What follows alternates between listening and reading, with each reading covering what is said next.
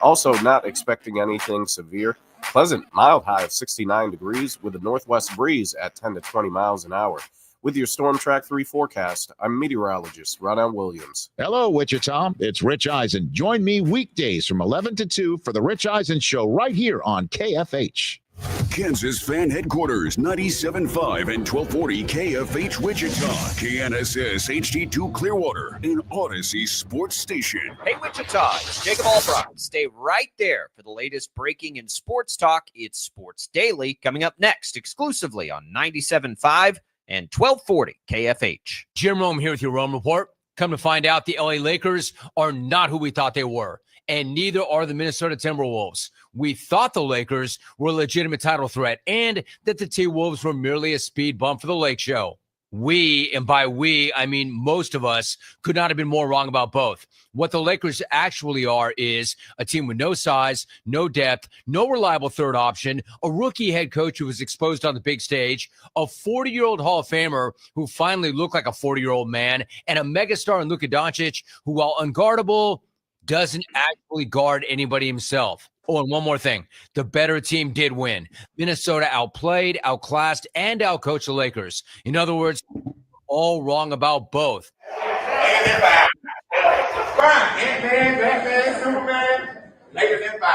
So, an apology for the T-Wolves and a question for the Lakers. Now what, y'all? Y'all need to own it and fix it stat. I'm Jim Rome. Are you a parent of a 2 to 8-year-old? Listen closely for an exciting offer, then head to abcmouse.com/radio to learn more. By now, you've probably heard of ABC Mouse. ABC Mouse is like a little one-on-one teacher. It has helped her so much. We're offering a promo at abcmouse.com/radio to try it for free for a month, then $14.99 per month until canceled. Go to abcmouse.com/radio to see this offer. That's abcmouse.com/radio. Actual ABC Mouse users compensate for their testimonials, sponsored by Age of Learning. While retinitis pigmentosa takes Mark's vision, his family gives him hope, whether at the family business or at home with his wife and sons.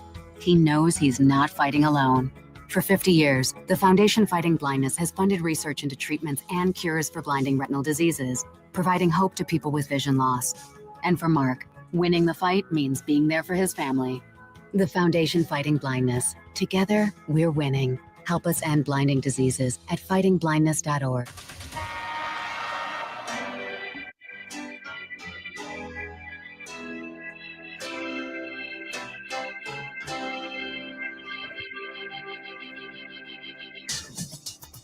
Now, from Wichita's most listened to sports radio, 97.5 and 1240 KFH. This is Sports Daily with Jacob Albrock and Tommy Kester.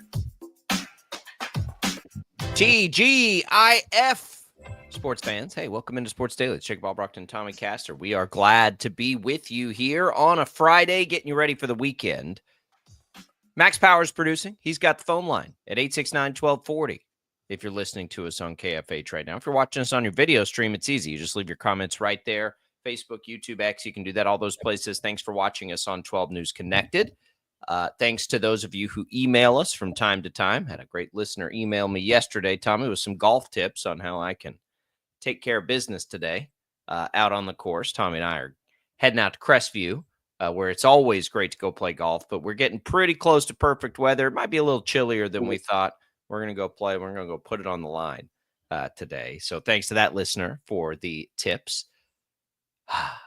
It'll be fun. Can't wait for that. You can also listen to us on our app. So if you don't have the Odyssey app, or if you're a listener to the show and you want to hear something, but you're in your car, you can't get out, the Odyssey app, we podcast the show out every day. So no matter where you are, when you're listening, you can listen to the show. You can do that through the Odyssey app. You just search for KFH. You'll find us right there. Yeah. And you can also leave us your voice messages right there on the app that we can take out over the air. So lots of different ways to interact with the show. We're going to give away some HTO today. Keep you refreshed on a sunny weekend with some delicious iced tea. By the way, thanks to Prairie Fire Coffee for keeping us fueled up with some nice coffee this morning. Up late a little bit working last night, Tommy. You sent me a message, by the way. Good morning. How are you? Like, man, the baseball ended in the daytime. Like, I don't know what to do with my night. And I had the same boat, but I came down here to my office and started working. And I flipped it on. I watched a little NBA playoffs, and I was in for a treat because I got the end of the Knicks-Pistons game, and it was fantastic. Yeah, that was a great into a game. And, Jalen Brunson, moving the Knicks forward and getting them to the next round. So, yeah, pretty exciting. I didn't know what to do with myself because, the Royals played day baseball yesterday and my Braves were off. So my two teams that I follow weren't on TV last night. So I didn't really know how to do it as well. Going back to what you had mentioned before about golf, I'm looking forward to getting out and playing golf with you. However, I must say, you don't look like you're ready for golf today. You look like you're going to go refinish some cabinets. You've got your inner Bob Vila that you're, Mind dressed games. as today. Mind games. Got a lot of stuff to do here before we get out to the course.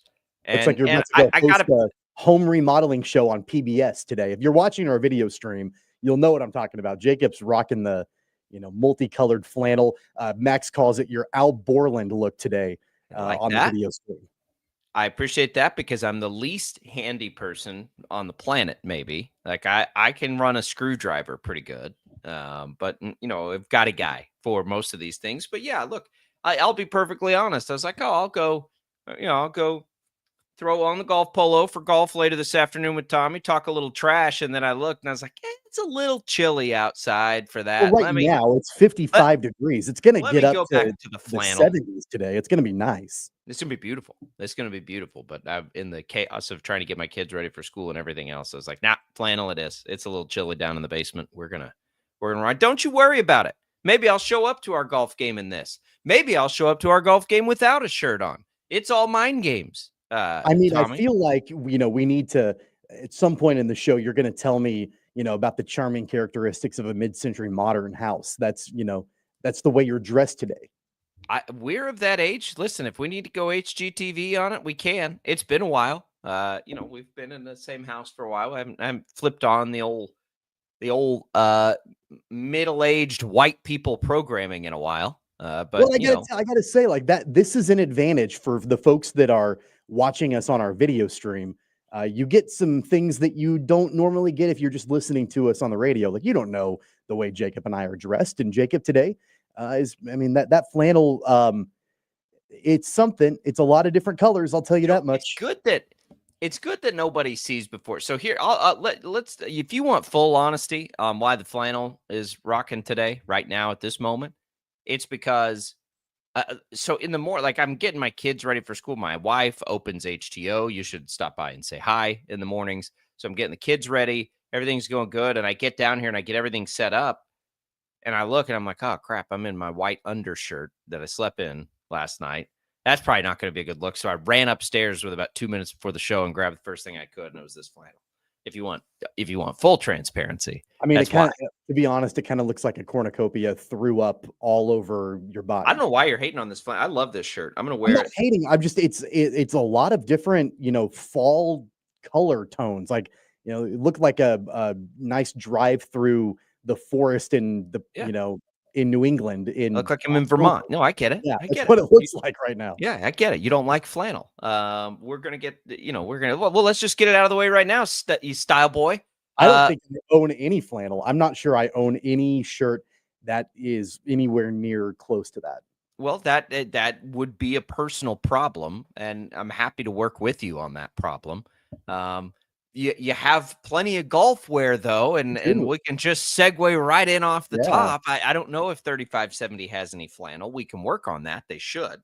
I know they're getting ready to release some quarter zips, but probably not in that color scheme that you're wearing today, which is probably, for the best. We really appreciate 3570 Golf Company for being a partner of Sports Daily. Today, I'm wearing the Kanza golf shirt, which I'll be wearing out on the golf course later today with you in our match today. So that'll be fun.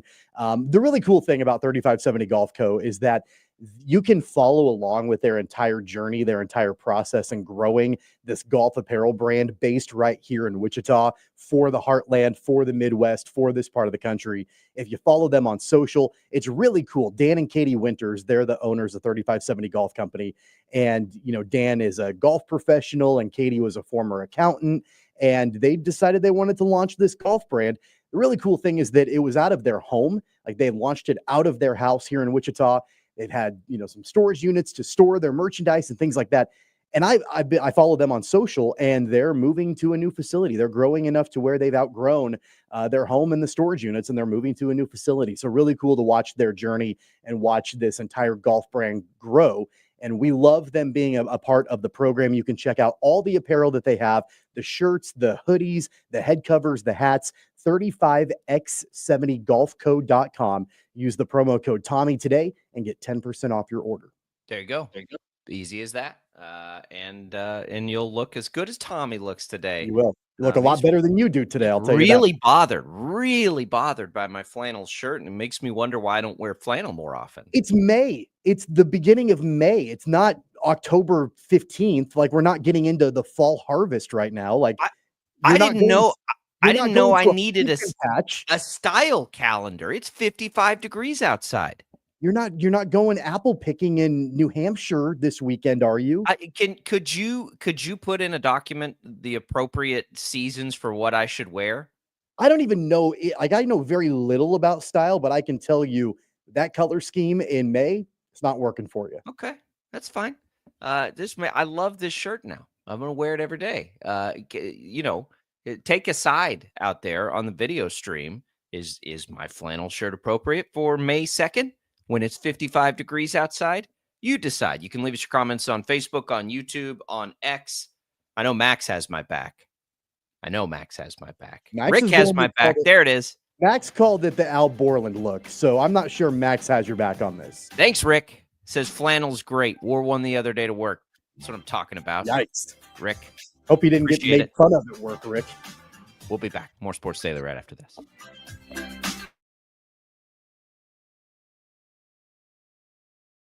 66 counties, 4 regions, and 1 weather team that you can trust. Find Storm Team 12 every weekday at 5:30 on the KSCW. Whatever the weather and wherever you are, Storm Team 12 is zooming in, going zone by zone to give you a more in-depth look at the forecast and some science behind the storms so you know more. We're focusing on the forecast so you can focus on what's important to you. Storm Team 12 Weather Focus, 5:30 on the KSCW. The future of television has arrived. Next Gen TV is here with stunning video, movie theater quality sound, enhanced voice clarity, and interactive features, all upgradable for the future. Learn more at watchnextgentv.com. Sometimes people tell us, I don't get it, it's just tea. But let me tell you, we are so much more than just tea. With 20 plus flavors of sweet and unsweet iced tea, the possibilities are endless. Come on in and try them all for free to find your favorite, or get us on the go for your busy lifestyle. And don't miss happy hour every day. So the next time someone tells you it's just tea, tell them to come by and find out why we say, drink tea, be happy. It's the canvas of our imagination. They tell a story. Clouds affect the events of your day. Sometimes they growl, sometimes they inspire, but they're always the messengers of nature's mood, written in the sky. Storm Team 12 understands the language of clouds. We're dedicated to decoding their message so you know what to expect. Behind every cloud, there is a story waiting to be told. Trust Ross Jansen and Storm Team 12, alerting you first to the impact on your life. When you need help, remember, you're not alone. We are here. We are neighbors. We are together. We are Kansas.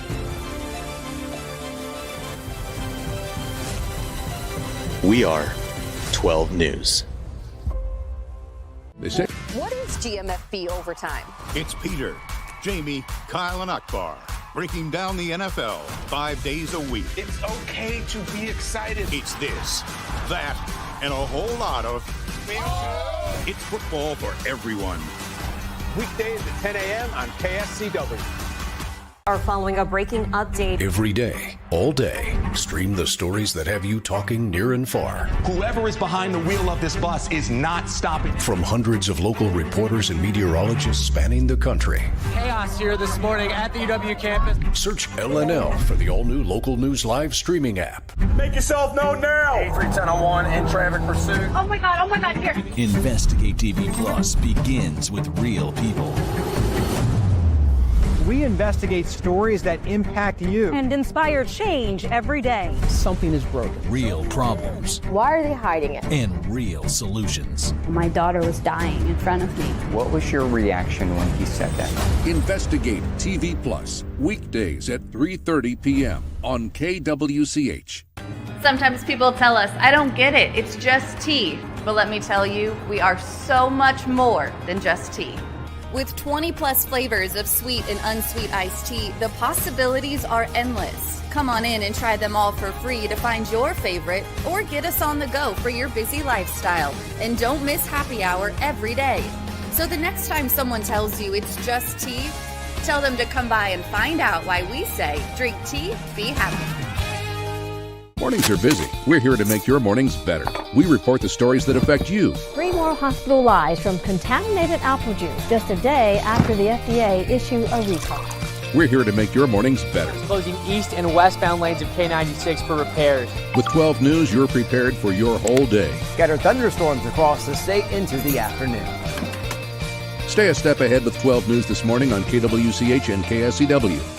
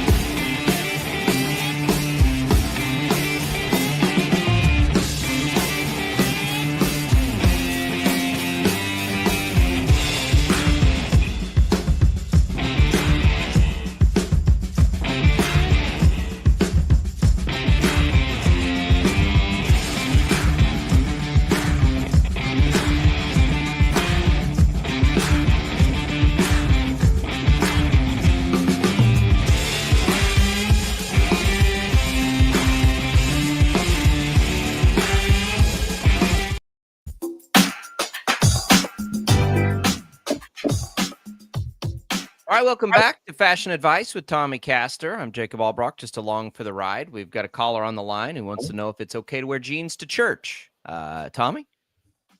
I'm okay with that. Yeah, Okay. I'm not. I don't have a problem with that. All right, thanks. Do we? We don't actually have a caller on the line about jeans to church, do we? No, we do not. No. Okay, you were making that up. Okay.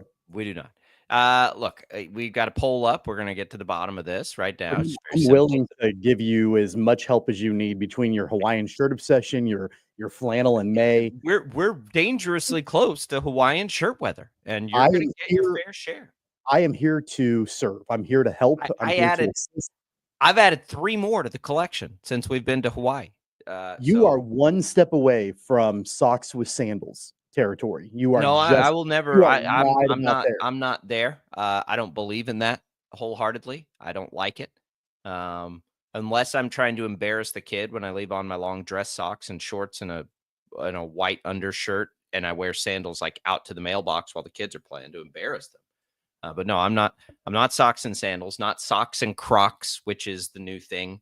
Don't own a pair of Crocs. Never will. I don't think. Shouldn't say never. I can see you rocking a pair of Crocs and really enjoying it. I just can't do it. Got a poll up, I think. I tried to put a poll up during the break there. Is it okay to wear flannel in May 2nd when it's 55 degrees outside? Pretty simple question. Didn't realize this was a big controversy. Right now, 3 votes are, we've got a 100% yes vote going right now. So, listen, I think you're going to be in trouble on this one. I do. I don't think. I don't think most men care what they're wearing, but no, they look like you. I'm all about free will. Like you're more than welcome to do whatever the hell you want. It doesn't mean that it is good for you to do that. But hey, look, if you want to, I mean, you're going to rock it. You're not going to change it, and you're going to dig your heels in, and that's fine. I mean, more power to you. You look like an idiot, but that's okay. I mean, if you want to look like an idiot, then own it. I do. And all the idiots out there who agree with me that it's perfectly fine in 55-degree weather to wear a flannel shirt, we'll rally, baby. We'll rally. It's not really, and honestly, like, let me be clear. It's not really about the flannel specifically. It's the colors, again, look like a fall harvest threw up all over you. That's the thing. We're in, like, it gets me. I feel like you need to have some apple cider, maybe go on a hay rack ride while you're wearing that flannel. And it's just not for me. Like, I'm looking forward to, we're in springtime now. Summer's right around the corner. To me, the color scheme doesn't really work. But hey, look, you do you. You do you, man. My wife bought me this shirt. I'm gonna tell her you said this. You can deal with that. And there it is.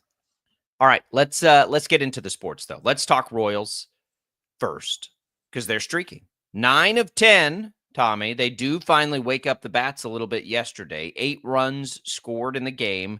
I laughed afterward. I was like, I don't want to complain about 8 hits, but it was, about 8 runs, but it was 8 runs on 15 hits.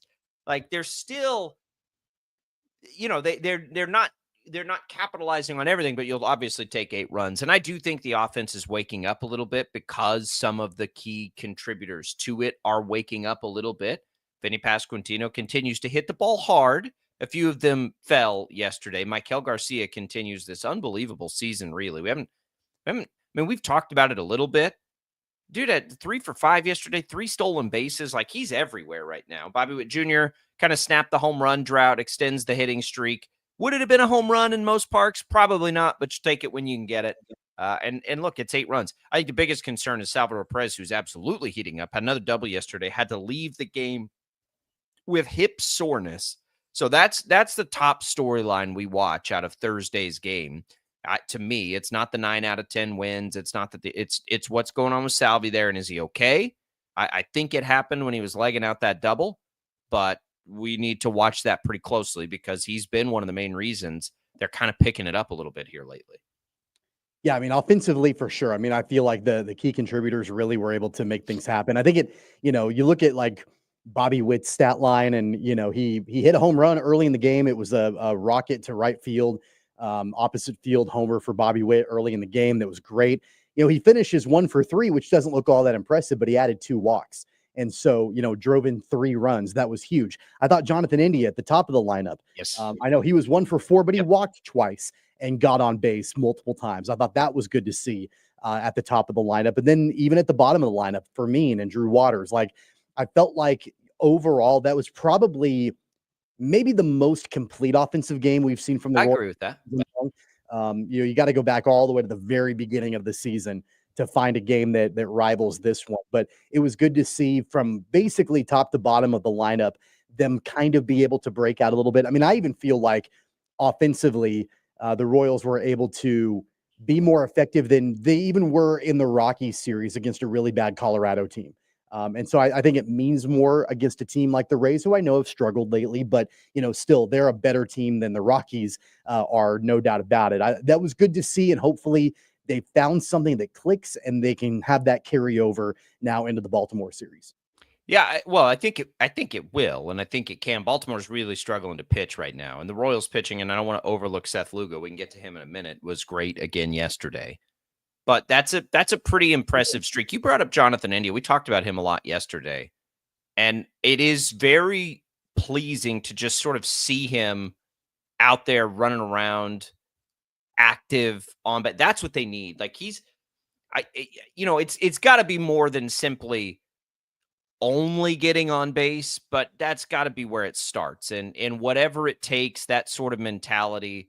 Again, if he just, like, the Royals just hope he does what he kind of always does, right? Like, he just needs to be what he always is, and they'll be very happy with their return on investment because it'll mean a lot for this offense. You go back and you look at last year, Tommy, he was just a 248 hitter, right? He wasn't doing all that much, but he got on base at a high clip, 358.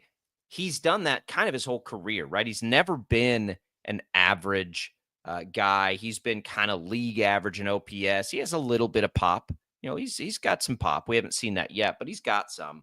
But it'll be, if he can do what he's done getting on base over his career, he's going to score a ton of runs in this offense.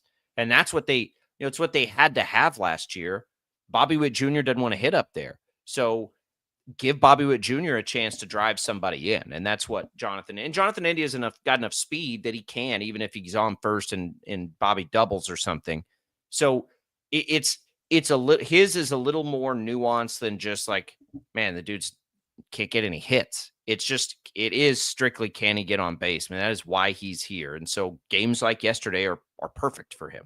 I really felt like he was more patient at the plate yesterday too than really when he's kind of been struggling over the last couple of weeks. Not being super patient at the plate, swinging at pitches out of the zone, swinging early in a count, that sort of thing.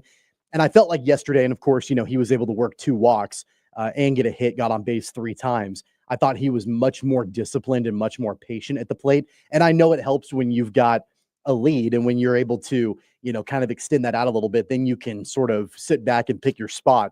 But I thought India was able to do that better than what we've seen lately. I'd like to see that carry on also. I hope that we continue to see this Jonathan India at the top of the lineup where he's patient, let the pitches come to him, work walks when he needs to get on base, to set the table for Bobby Witt Jr., Pasquantino, and Salvador Perez. So I think that helps a lot. And I think it also helps too when you look at the bottom of the lineup and Freddie Fermin and Drew Waters are both 2 for 5 in the game. And so they're getting on base in front of Jonathan India in the game when the lineup card turns over again. I think that's obviously beneficial for sure when you've got the bottom part of your lineup that's coming through also. It's wild to me, and I know that you've brought this up a couple different times.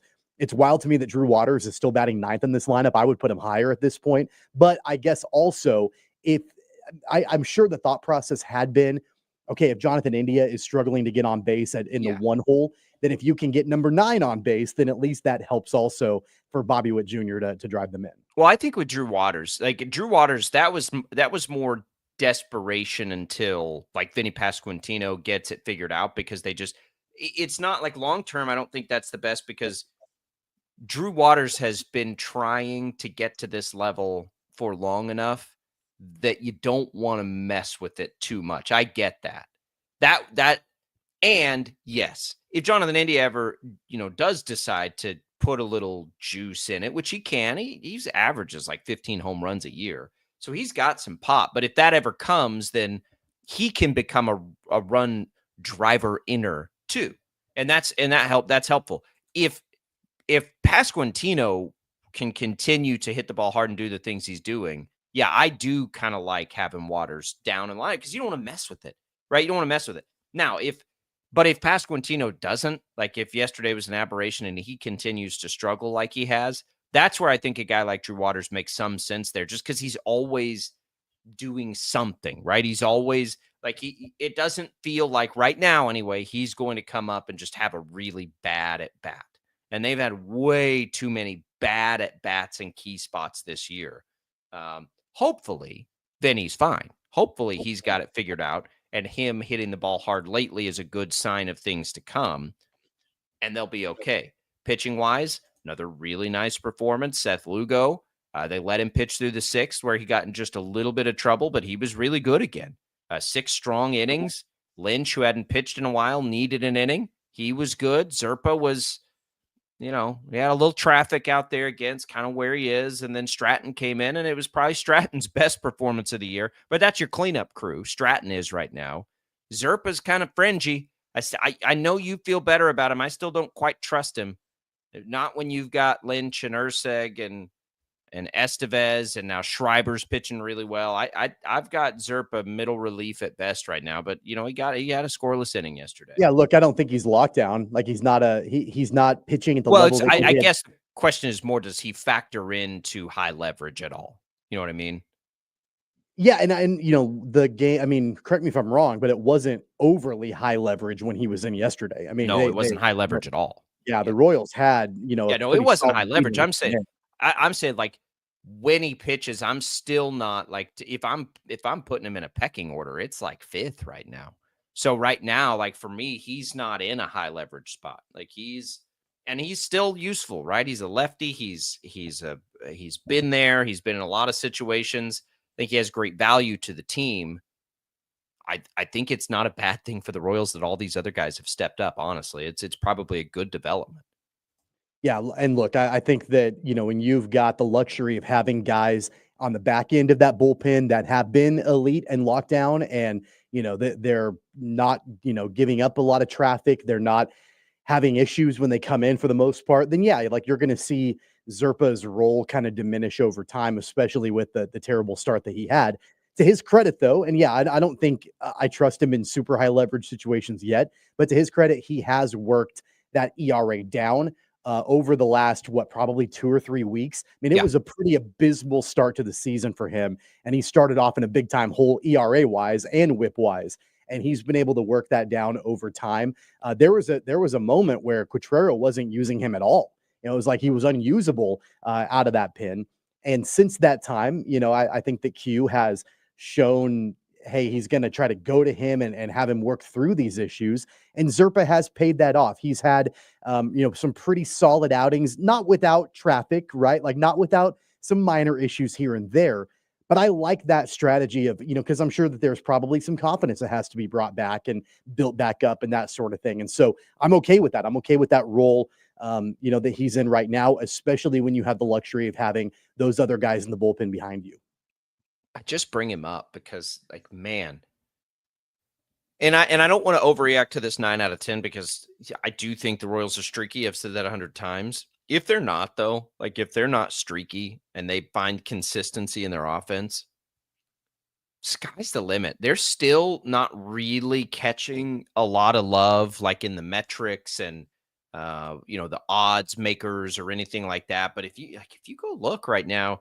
Like CBS, for instance, has them only projected out to 77 wins still.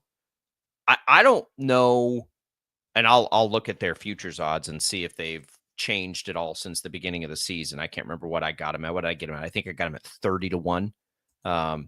It's really interesting because they're not quite catching the love yet. Yeah, you can get them at 40-1 now, so you can get them a little better. Which I would, by the way, if I didn't already have a bet on him, I would jump on that. What is it that you see? Like if you're analyzing baseball from an out, like what are you seeing that doesn't make you really like this team? That's what I can't quite figure out. Like what is it that's not getting people on board with this? They're the hottest team in baseball. Is it just because of that slow start, that bad stretch? Maybe if you look and it's a lack of offense, but again, there's no context there. We know it's a lack of offense, but we don't think that's long standing. It's interesting. 40-1. Their odds have dropped since before the season. That really surprises me when you see the way they've pitched. Yeah, I mean, I think that it's obviously the lack of offense. I mean, they're even now, even after the game yesterday, they're still one of the worst offenses in Major League Baseball. But what you don't, really look at just at surface level is that their pitching is phenomenal. I mean, it's almost flawless, especially from the starting rotation. I think here's one thing that's really interesting for me. When you go back and you look at the way the Royals have played this season, they're 2 games over 500. We know that they're the hottest team in baseball, all of that. But really the key recipe for success outside of just the pitching specifically is that they're getting out in front early in games. You have to go all the way back to April 13th when they played Cleveland at the very beginning of that long road trip. The Royals won 4-2. Cleveland got out to a 2-0 lead after 2 innings, and then the Royals were able to come back and win. That's the last time that the Royals won a game when the opponent scored first. Their losses, the opponents have scored first, and they haven't been able to come back. So you have to go back a long way to see. You don't even really want to call that a comeback win because it was only a couple of innings early in the game when Cleveland got out to a lead and then Kansas City tied it and then took the lead. But this team is not built right now or equipped to be able to come from behind. We've talked about that before. So it's been key for them to get out to leads early, to score in early innings. That's what makes the leadoff spot with Jonathan India so important. That's what makes the entire top of the lineup so important for Kansas City. Get runners on, drive them in the first couple innings in the game, and then let your starting pitching do the work for you. Prop them up a little bit, give them a little bit of run support, and they will come through. They will follow through for you. They've done that basically all season long. But as soon as you get into a position where the other team, they get out to a lead, and I know Tampa Bay had I think they scored first, but that was notwithstanding, long withstanding either. I think that like that's going to be the key Achilles heel for this team is if they fall behind early to have the offensive firepower to try to come back. Yeah, Tampa did get out to a 1-0 lead yesterday. It was short-lived. I'm with you, and it allows you. The other thing it lets you do is know that back end of the bullpen is looming, right? Like the way that the Royals pitching is going right now, it's not just the starters. It's just that, okay, you got to get to these starters who are all pitching well. But, man, if they got a lead on that back end, even if they can get you through 5, it's going to be really tough. And that psychological warfare, it's not there yet for the Royals, but it could be long-term if this back end keeps it up. I really do believe that. I think it's a good point. All right, update on our urgent poll, our fashion poll right now. The yeses have it. 78% of you think that it is totally fine to wear flannel shirt. How many votes is that? Are we talking like 4 votes or how? Like, we're at 9. We're at 9. All right. Jason says it's not as quite as nice as a Hawaiian shirt on a Wednesday, but flannel's always a good choice. I appreciate that. It is Hawaiian season. I got away from that a little bit, and I shouldn't have. I've added some really nice ones to the collection, so we'll start breaking out some Hawaiians here. I appreciate that support, Jason. But you can vote on the poll. It's right there. I put it on my thing. I don't know how easy that is to find. Just look up KWCH Jacob. You'll see the poll. We'll come back. Let's talk a little NBA. Good playoff games last night. Laker drama. We'll be back with more Sports Daily.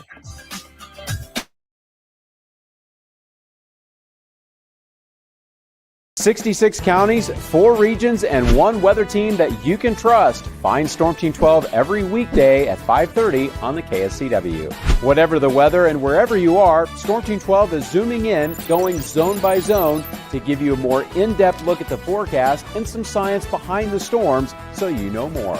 We're focusing on the forecast so you can focus on what's important to you. Storm Team 12 Weather Focus, 5:30 on the KSCW. The future of television has arrived.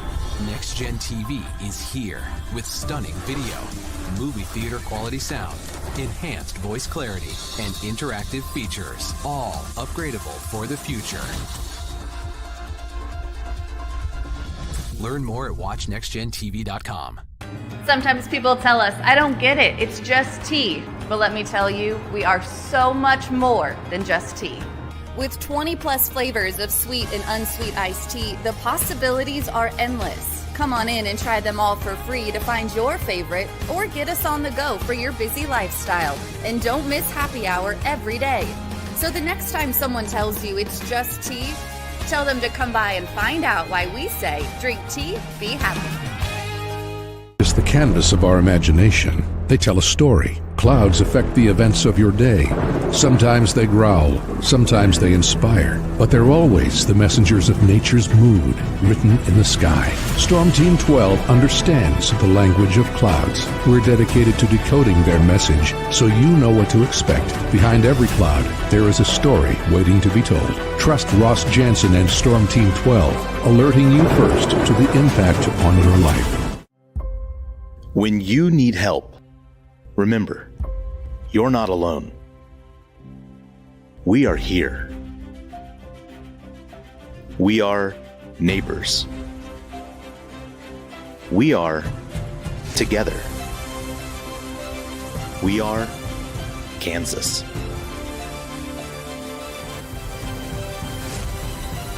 We are 12 News. What is GMFB overtime?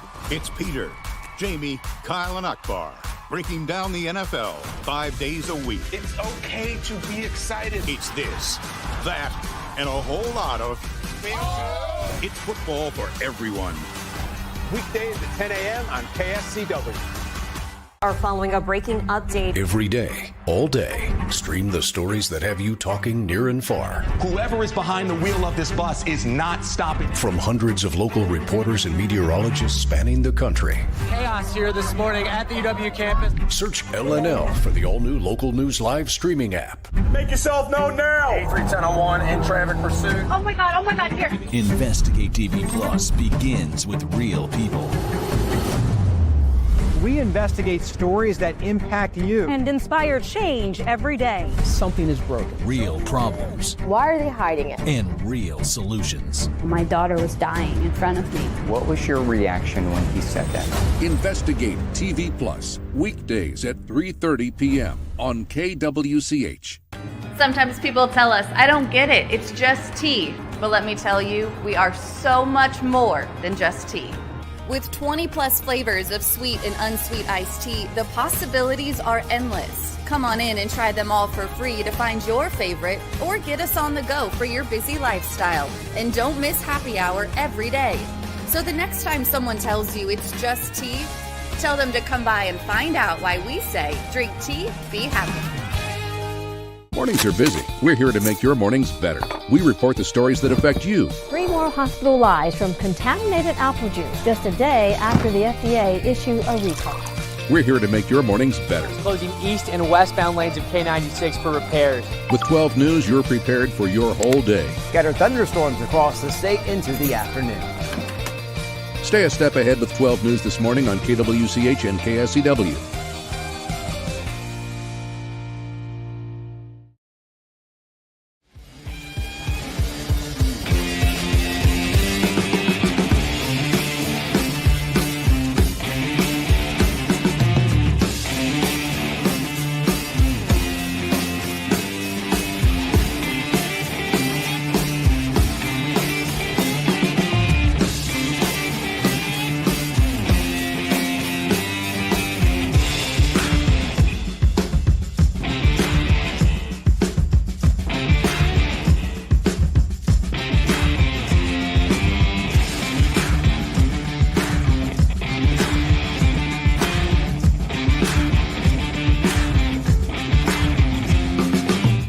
KFH. All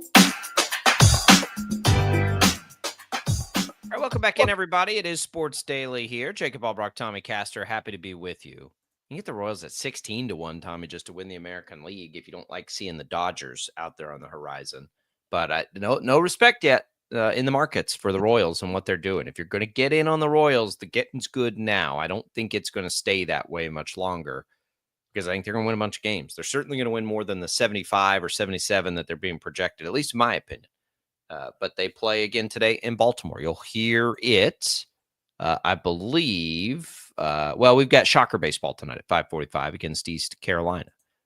So the Royals will be back. Well, look, maybe they'll keep it going. Maybe it can be, what would that be, 12 out of 13? No. Yeah, 12 out of 13. Yeah, if they're 9 of 10 right now. How about that? We said 11-5. They're not through it yet. They still get to come home as part of that 11-5 for the White Sox series. Let's talk a little NBA here, Tommy. Let's start with the game itself last night. And I didn't stay up late enough to watch the end of the Clippers and the Nuggets. It looked like it was another good game. That's been a fun series. But man, I did watch the end of that Knicks series. And right when the Pistons looked like they were going to take it to 7, they'd built a big lead with, I don't know, 3 or 4 minutes to go. The Knicks kind of crawl their way back, and Jaylon Brunson, look, they call him the clutch player of the year.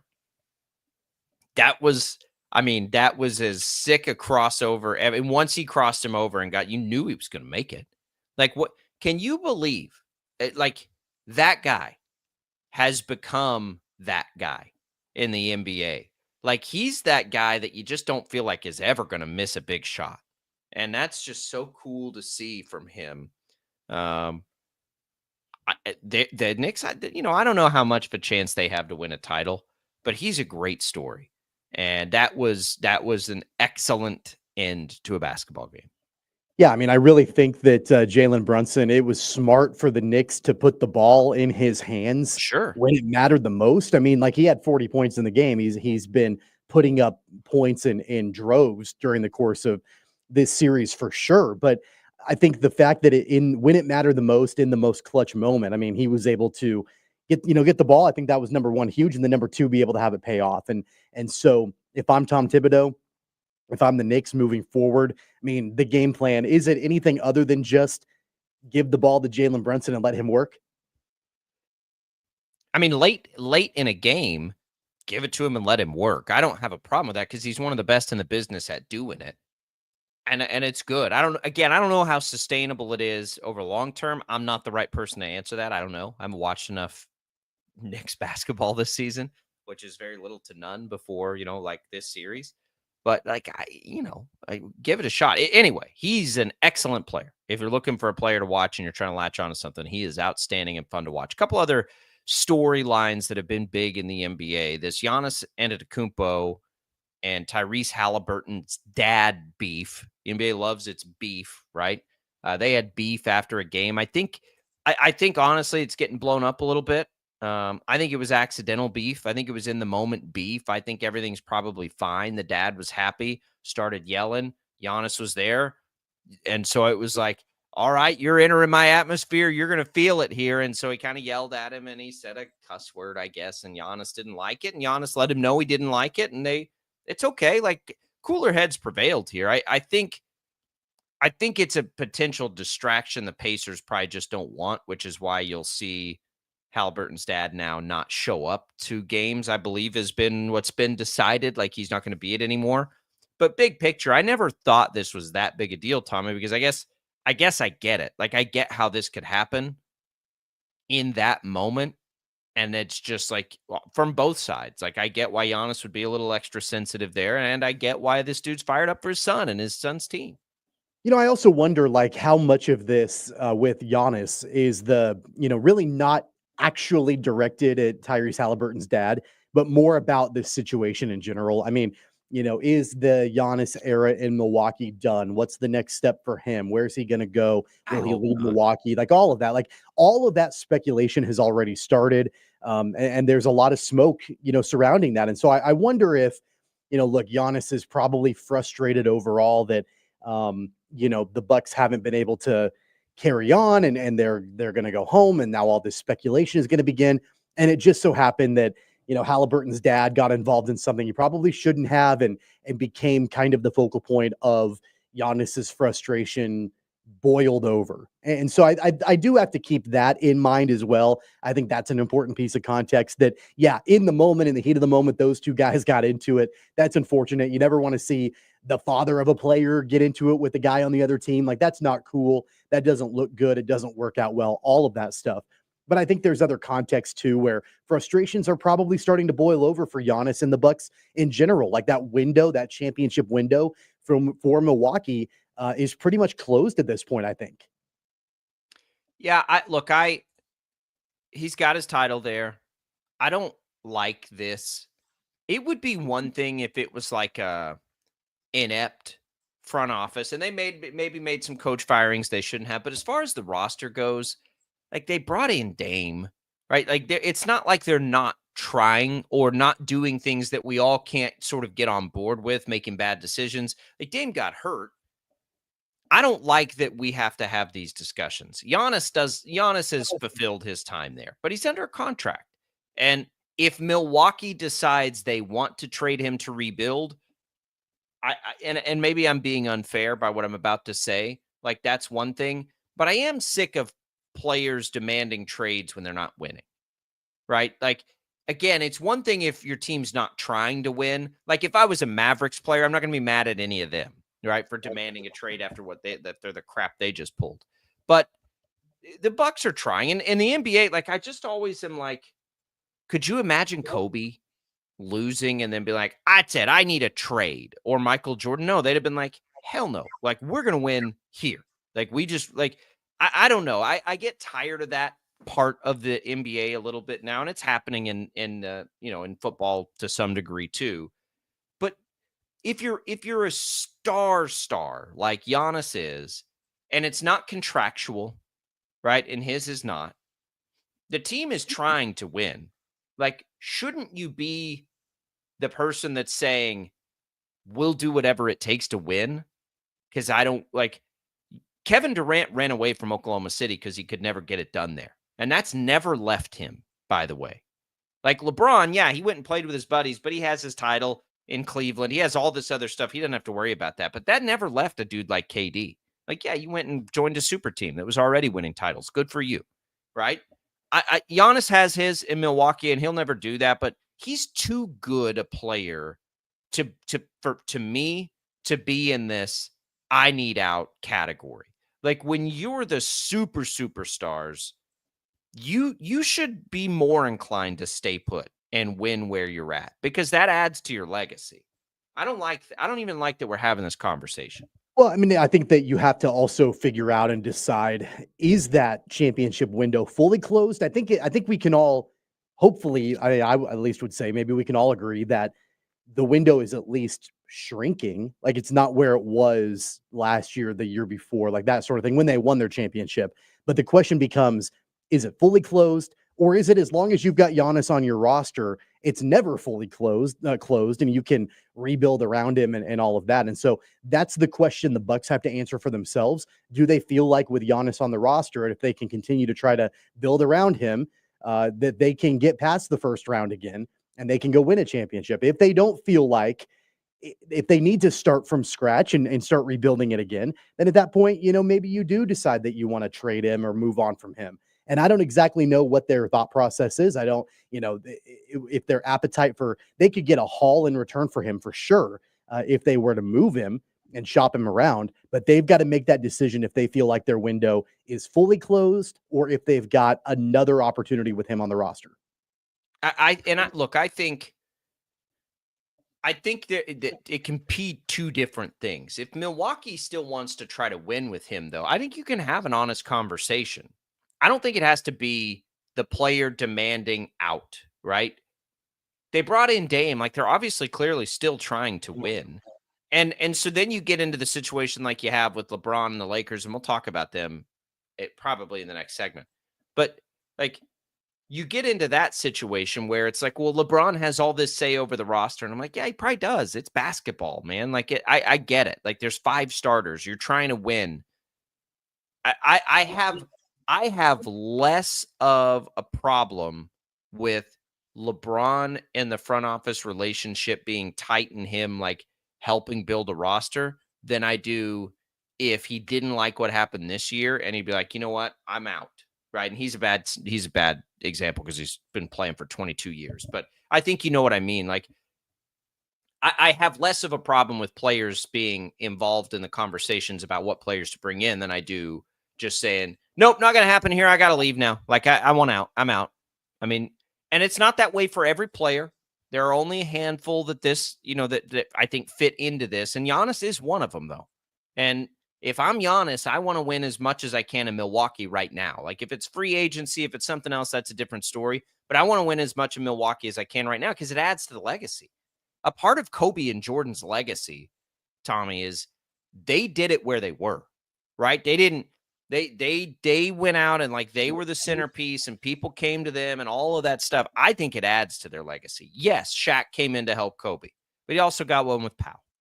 Yes, Michael Jordan's second 3 were boosted by an all-time great roster, but his first 3 weren't, right? So, those things add and take away from a legacy. Kevin Durant never got one in Oklahoma City.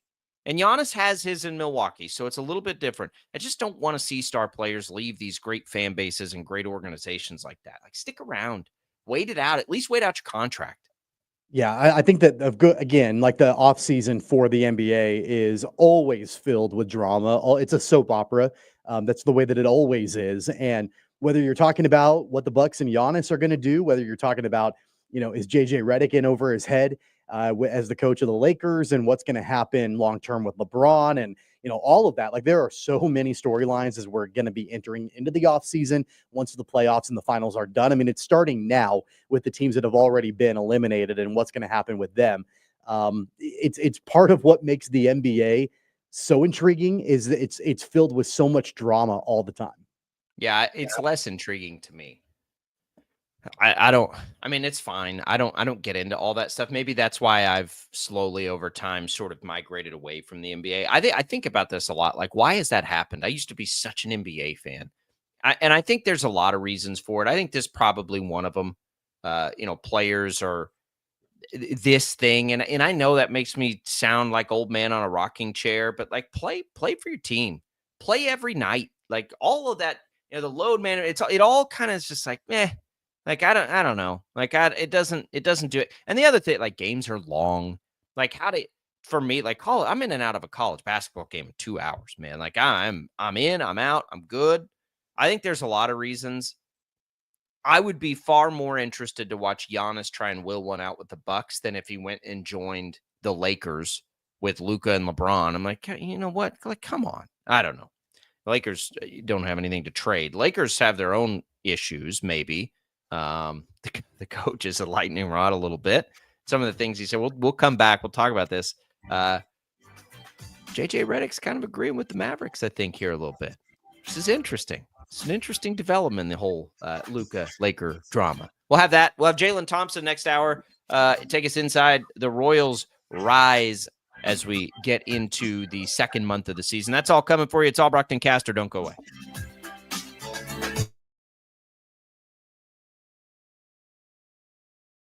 66 counties, 4 regions, and 1 weather team that you can trust. Find Storm Team 12 every weekday at 5:30 on the KSCW. Whatever the weather and wherever you are, Storm Team 12 is zooming in, going zone by zone to give you a more in-depth look at the forecast and some science behind the storms so you know more. We're focusing on the forecast so you can focus on what's important to you. Storm Team 12 Weather Focus, 5:30 on the KSCW. The future of television has arrived. Next Gen TV is here with stunning video, movie theater quality sound, enhanced voice clarity, and interactive features, all upgradable for the future. Learn more at watchnextgentv.com. Sometimes people tell us, I don't get it, it's just tea. But let me tell you, we are so much more than just tea. With 20 plus flavors of sweet and unsweet iced tea, the possibilities are endless. Come on in and try them all for free to find your favorite or get us on the go for your busy lifestyle. And don't miss happy hour every day. So the next time someone tells you it's just tea, tell them to come by and find out why we say, drink tea, be happy. Is the canvas of our imagination. They tell a story. Clouds affect the events of your day. Sometimes they growl, sometimes they inspire, but they're always the messengers of nature's mood written in the sky. Storm Team 12 understands the language of clouds. We're dedicated to decoding their message so you know what to expect. Behind every cloud, there is a story waiting to be told. Trust Ross Jansen and Storm Team 12, alerting you first to the impact on your life. When you need help, remember, you're not alone. We are here. We are neighbors. We are together. We are Kansas.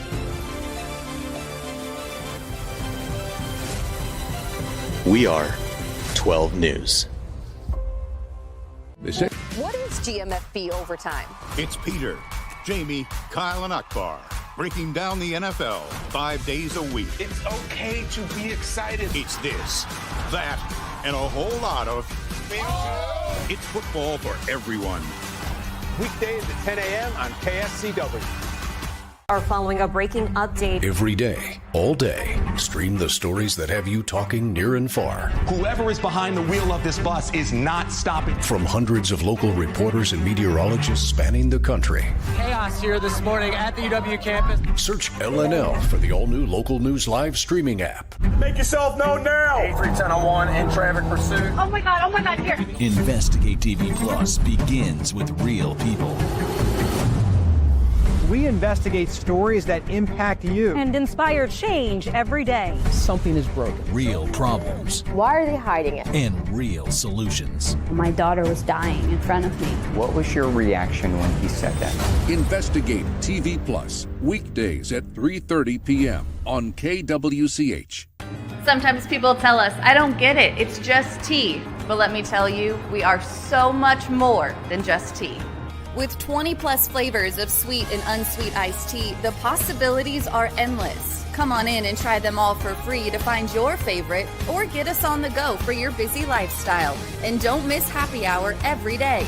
So the next time someone tells you it's just tea, tell them to come by and find out why we say, drink tea, be happy. Mornings are busy. We're here to make your mornings better. We report the stories that affect you. 3 more hospitalized from contaminated apple juice just a day after the FDA issue a recall. We're here to make your mornings better. Closing east and westbound lanes of K96 for repairs. With 12 News, you're prepared for your whole day. Scattered thunderstorms across the state into the afternoon. Stay a step ahead with 12 News this morning on KWCH and KSCW.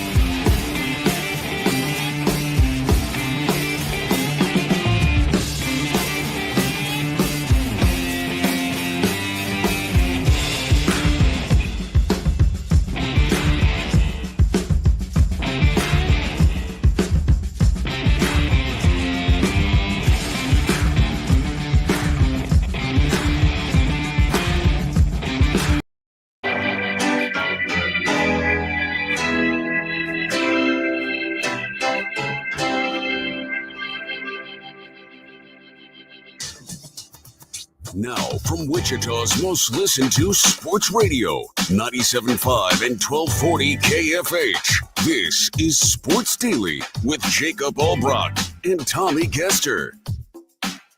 And welcome back in, everybody. Another hour of Sports Daily here. We are rocking and rolling on this Friday, getting you ready for the weekend, getting ready for a big golf showdown with Tommy here a little bit later. I need some strokes. We'll have to figure that out. I have to figure out how this is going to work.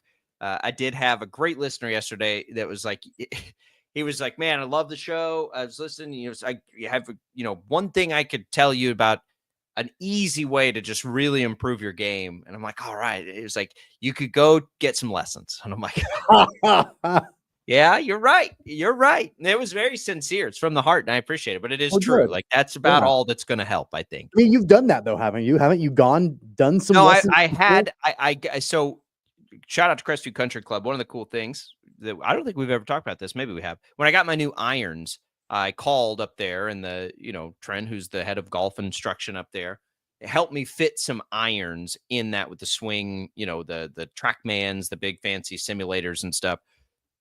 We went through that a little bit, and I did go to some like clinics. So then I get those irons, and then he put on like a Saturday morning clinic thing. This would have been in the winter, I guess.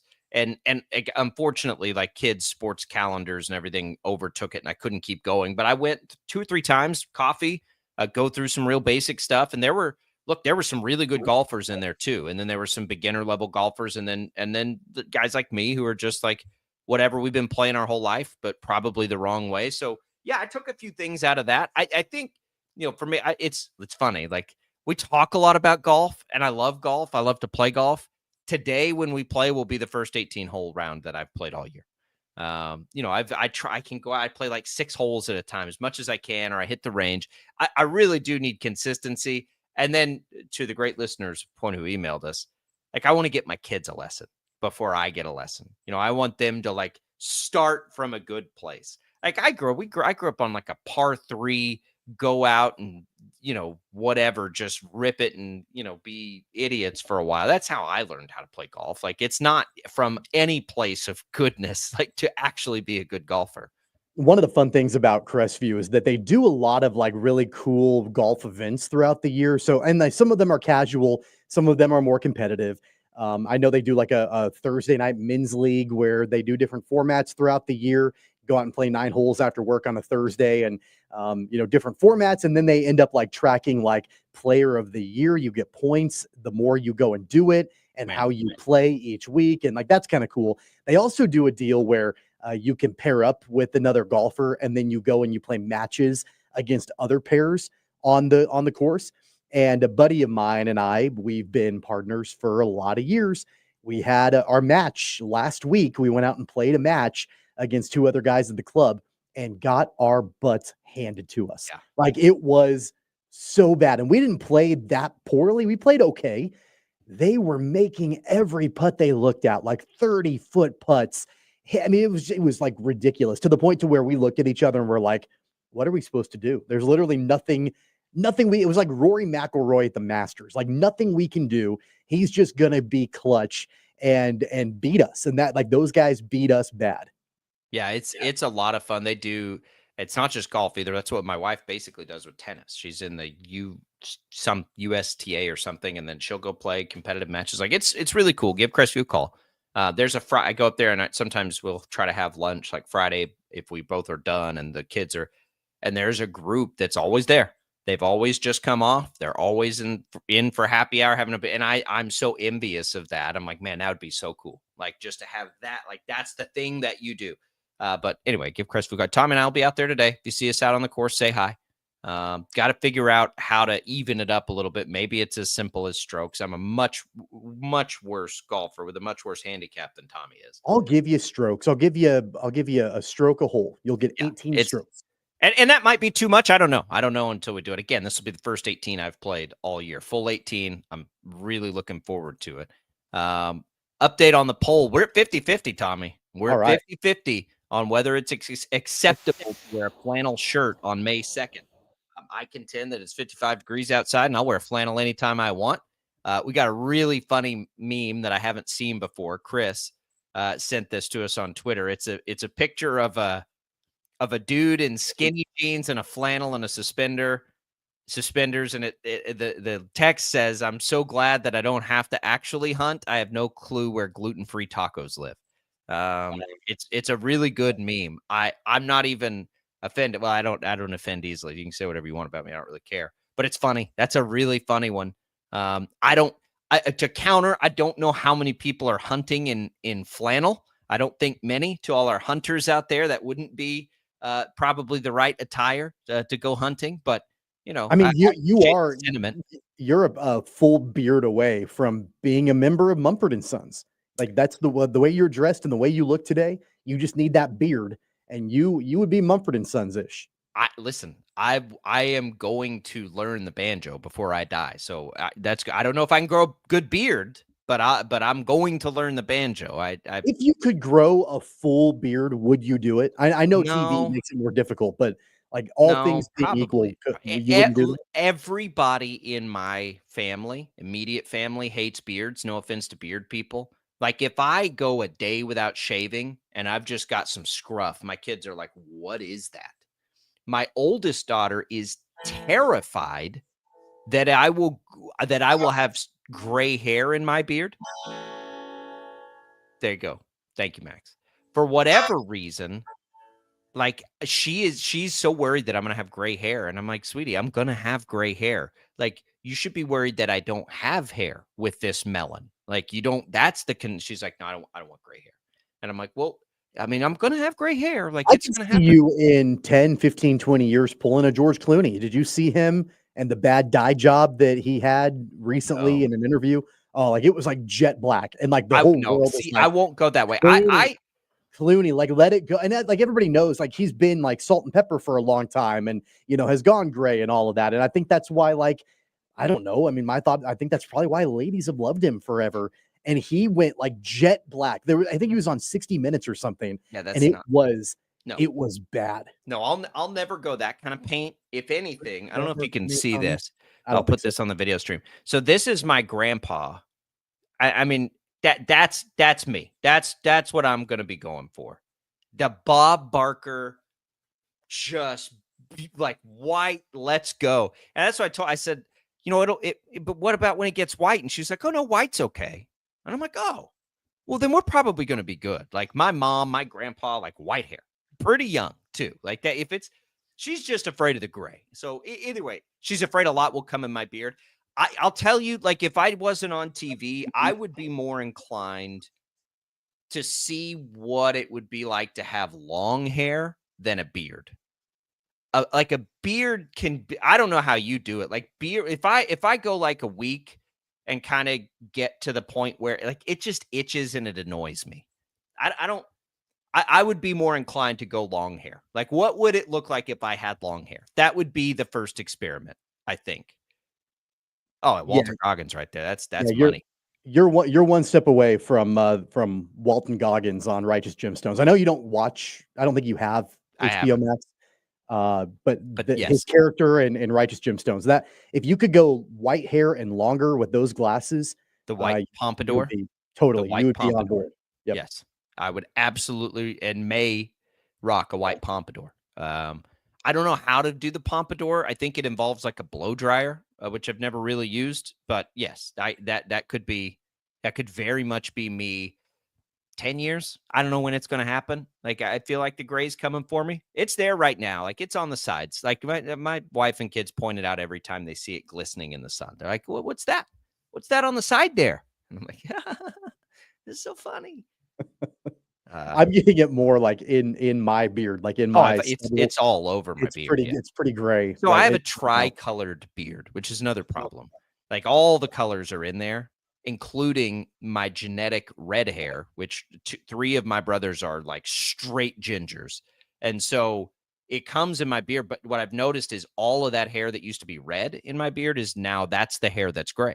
So I mean, circling back around, I mean, like the tricolored beard, I feel like if you grew a beard, it would look pretty similar to the color of the shirt that you're wearing today. Yeah, that's a very good example. Yes. So we appreciate the ridicule there from Chris. I think that's a really funny meme, even though I don't think people hunting flannel, just to throw that back at you. But gluten-free tacos, that's good stuff. Where is the vote here? Let's just see. Yeah, we're still 50-50. Still 50-50 out there. The question that you can vote on my Twitter page, is it okay to wear flannel in May, on May 2nd? It's 55 degrees outside. I'm not wearing this outside. I'm wearing it in my basement. The context is really important. And I clarified it on your poll. Like, it's not about the flannel. It's about the color of the flannel. That's my point. Here's Tommy. I think I've worn this shirt once a week for the last 6 months. Like I that's the thing. Like, I have a rotation of shirts. And this is one of them. I wear this shirt all the time. That shirt just goes perfect. Like if you grew a mustache, like I think of Bob Vila mustache. I think of Bob Vila when I look at that shirt. I wish I could grow a mustache. Maybe more than any. We're talking about hair. Maybe more than anything. I wish I could grow a mustache. It doesn't show up. Like, it's just not there for me. All right. When we come back later this hour, we got Jaylon Thompson in, our Royals insider beat reporter for the KC Star. He's going to join us. We'll talk about this Royals streak. I do want to talk about what JJ Redick had to say about the Lakers. He's kind of agreeing with the Mavericks here. I'll tell you what that is. If you missed it, we'll get into it when we return. Don't go away. More Sports Daily right after this.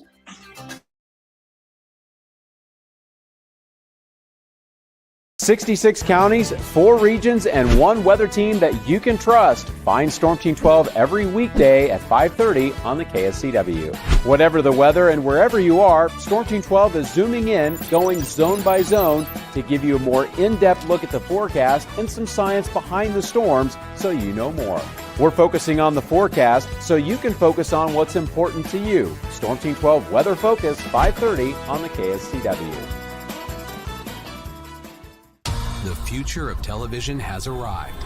Next Gen TV is here with stunning video, movie theater quality sound, enhanced voice clarity, and interactive features, all upgradable for the future.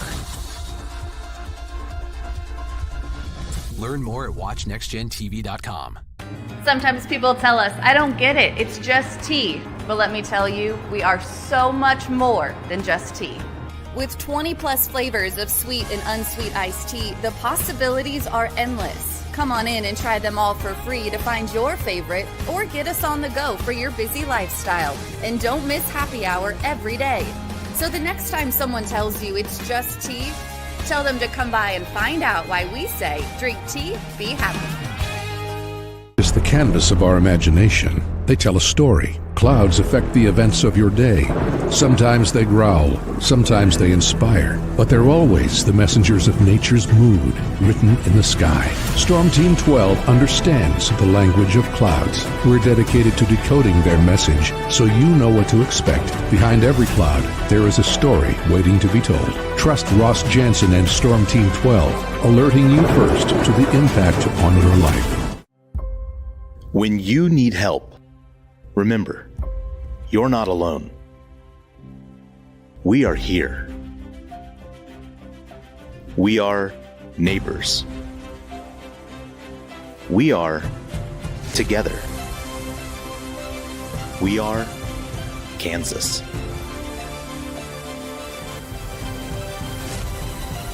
We are 12 News. They say, What is GMFB overtime? It's Peter, Jamie, Kyle, and Akbar breaking down the NFL 5 days a week. It's okay to be excited. It's this, that, and a whole lot of. It's football for everyone. Weekdays at 10 a.m. on KSCW.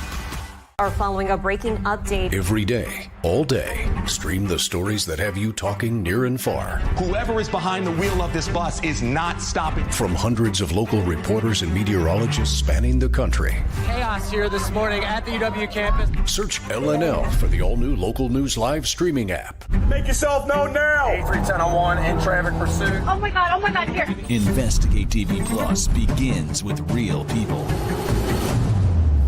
We investigate stories that impact you. And inspire change every day. Something is broken. Real problems Why are they hiding it? and real solutions. My daughter was dying in front of me. What was your reaction when he said that?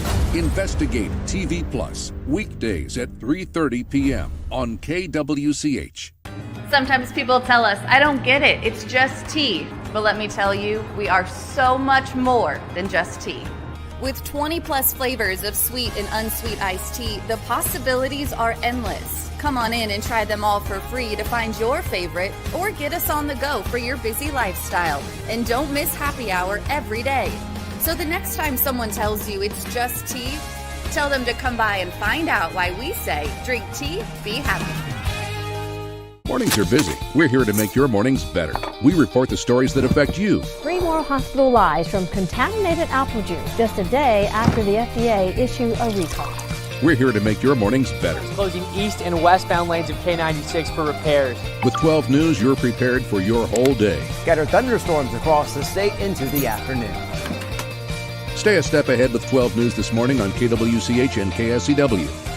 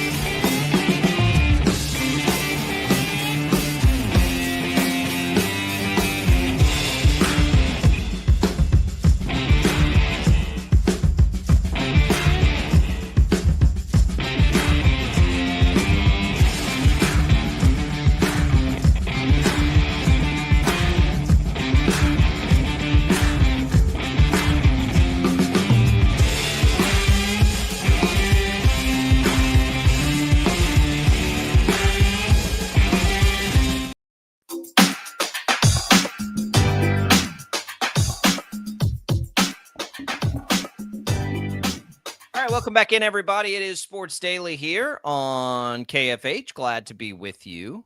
It is it's Friday. Who's ready for the weekend, right? We're gonna have beautiful weather this weekend. Take advantage. You know, we love the rain. We'll take the rain any way we can get it, but it is going to be nice to see a little sunshine on a weekend. I don't know if we were over on that. I think we had one weekend in April where we actually got some sunshine and things. So that'll be good. That'll be nice. And we appreciate the rain. Hopefully we can fill up Cheney Lake and we're at least doing damage to this drought and in all of these things.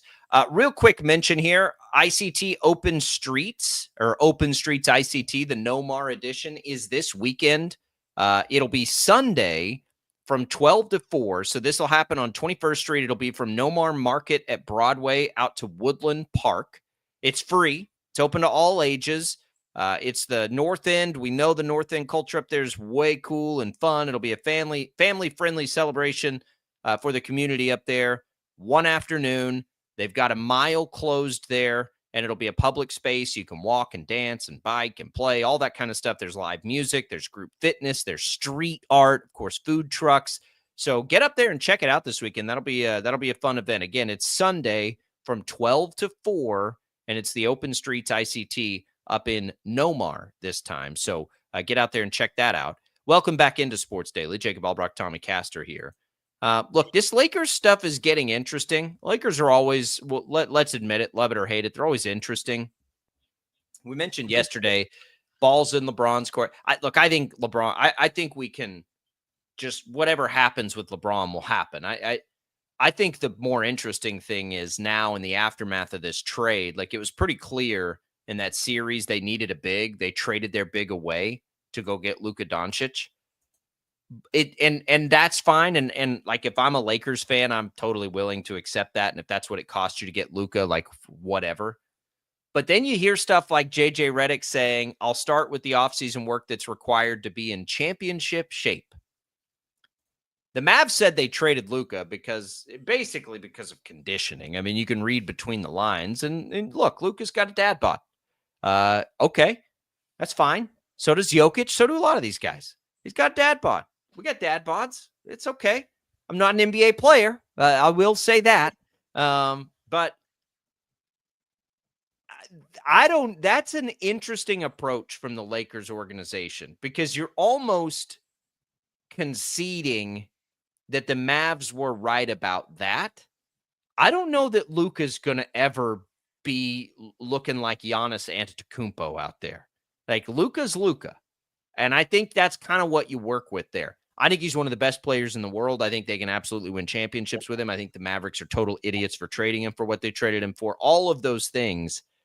But yeah, he's a little chubby and like that's part of who he is. By the way, I think it's unfair. It's totally unfair to Luka to lump you and I and our dad bods in with him. I grown standing up from a chair. Yeah, I'm not an NBA player for sure. He's also like 24, 25 years old.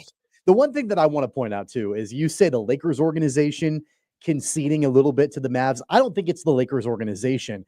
I think it's JJ Redick. I think that's different. Could be. That's a separate thing entirely. Like I'm not sure that sentiment is probably going to be openly shared by Rob Pelinka, by the front office, by everybody else. I think it's JJ Redick as the coach kind of going rogue a little bit. Because if I'm the Lakers organization as a whole, I'm not going to concede a single thing about that trade back to the Mavericks. I'm going to go to my grave thinking, or at least believing and saying to the public out loud that we made the best decision and we win this trade bar none, hands down, right? Like I'm not going to concede a single inch by even suggesting or insinuating at all that the Mavs were right about the conditioning from Luka. So I don't think this is, at least in my opinion, an orchestrated organizational call out for Luka. I think it's JJ Redick probably going rogue.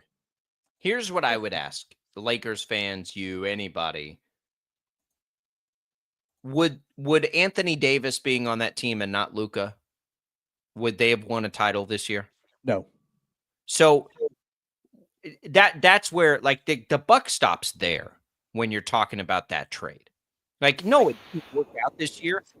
I when that trade happened, to me, it was like, I wonder how that'll work out with LeBron this year. Like, I never was like, oh, the Lakers are about to win a title now. No. It was always about like, I wonder if that can work with Luka and LeBron. They're really similar players. But that's it. Like, they weren't going to win it anyway. This trade was about what happens, 10 years from now. Or in the next 10 years, we'll put it. Like, didn't have anything to do with that. This team wasn't going to win a title anyway. I just think it's interesting to go on the attack if you're Redick at that thing, which is how the Mavericks have tried to justify the trade in the first place, right? They need players that buy into playing a certain way or whatever it is, whatever nonsense they came up with. Like they basically, that thing is how they're trying to justify trading away one of the best players in the world who happens to be very young and transcendent for nothing, by the way. And so that's where it's like, you really want to go down that road publicly? JJ Redick, like you want to challenge his conditioning? The Mavs just did that. Like you didn't need to do that. It's either going to change or it won't. And I got to tell you, if you're going to be successful in the NBA, you got to figure out a way to win a title with Luka Doncic, no matter what kind of shape he's in. He plays the entire game. He scores a ton of points. Is he a defensive liability? Yeah, he is right now. Okay. There have been non-great defensive stars who have led their team to titles in this league. And just it's ironic, but Dirk Nowitzki's one. I don't think Jokic is an all-world defender. I'm willing to be wrong about that. Our NBA lifers and junkies can correct me on that, but I don't think he is. Like, figure out a way to win with him. Bring in a bunch of other defensive dogs and let Luka be the star that he is for being the star that he is. Like, you're going to really try and change what Luka is? Well, and don't you think too a little bit that, JJ Redick is, maybe trying to cast the blame away from Yes. him and his coaching? 100%. That's a huge reason why the Lakers didn't win that series and why they got bounced, because of just the adjustments and the coaching decisions that JJ Redick made. And, there were multiple times in that series that I thought he might be in a little bit over his head. Like, he's not maybe quite ready for prime time, in this kind of scenario as the head coach of the Lakers. And even like post-game situations where he's getting combative with reporters asking questions and things like that. And the entire time, like, there's not been a single moment where I thought, can the Lakers win a championship with Luka? It's been, can the Lakers win a championship with JJ Redick? That's been the biggest question, because like Darvin Ham was there and he's, had kind of more of a pedigree or a resume than JJ Redick as a head coach. Frank Vogel won a championship as the coach of the Lakers recently, and he's had more of a pedigree, than JJ Redick has. And that was a huge storyline, huge talking point when Redick got the job, was that the dude doesn't have any NBA coaching experience. He was a podcaster and an analyst, and he was buddies with LeBron. And so I think that now they've got a bunch of talent, but I think it points directly back to some of the coaching decisions that JJ Redick made in this series that cost the Lakers a chance to move on. I don't think it's about whether or not the team is championship tough or they need their better conditioning or they need to work harder in the offseason. I think it goes back a lot to just flat out coaching decisions that JJ Redick made. I'm going to give him a bit. I don't have a problem with the fact that he didn't have the NBA coaching experience. I think we've seen enough now in the NBA to know that can work. But I do think the leash has probably got to be pretty short. If JJ Redick is there and that appeases LeBron, okay. I think they need an offseason to better build around now a team that focuses on Luka and LeBron, and they need to bring in some size. Rob Pelinka said they would. Of course they would. They traded one of the best centers. I mean, the Mavericks didn't get – I always say they didn't get anything. They got Anthony Davis, who's great, but in the context of that trade on the Mavs side, that didn't matter. It doesn't make any sense. The Lakers did lose Anthony Davis, though. Like that, the thing that they needed so desperately, they traded away to get Luka. Like, it's predictable.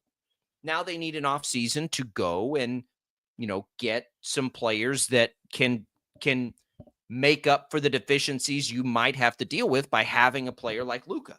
And so go do it this offseason. But if it doesn't work next year, and now LeBron's probably at the end or whatever, then yeah, Redick's going to have to go. And if there's already this sort of tension between he and Luka, and maybe Luka responds to that, I doubt it. I doubt Luka cares what JJ Redick thinks of his conditioning. Everybody his entire life has probably been concerned with. Yeah, I don't think he really cared what Jason Kidd thought about his conditioning. Exactly. Or Nico Harrison or anybody. Yeah. And again, he's focused on other things. He's one of the best players in the world. I think at some point you can overthink this situation. Luka's one of the best players in the world. Whatever he does to put himself in that position is working, right? So leave that alone. Try to now take that skill set, and there's nothing wrong with trying to get more out of Luka. So don't misunderstand. I don't have any issue with challenging Luka to be better, but that particular thing and the timing of that and everything was a little strange to me and probably not very productive. Look, the NBA's got to be, we call baseball managers. I'm not sure it's ever more than it is in the NBA, in the current NBA and all of sports.